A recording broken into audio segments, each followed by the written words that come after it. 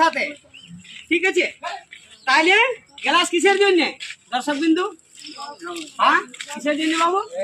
জল খাবার জন্য। বাহ বাহ বাহ বাহ। তাহলে মাননীয় দর্শক বিন্দু, দুটো ফাঁকা গ্লাস এখন বাবুর মাথাতে রাখা হলো। আপনাদের প্রিয় জল কথাকার বলুন, আমি ম্যাজিকের দ্বারা জল এনে দেখাবো দুটো গ্লাসে। বলুন জলদিবাজিতে। আমরা গঙ্গা পর্যন্ত জল এনে দেখাতে পারি, তো যখন গঙ্গার জল এনে দেখাতে পারি, তাহলে আপনাদের গ্রামের যে কোনো জল নিশ্চয়ই এনে দেখাতে পারবো। বলুন জলদিবাজি। বলো বাবু, তোমরাই বলো।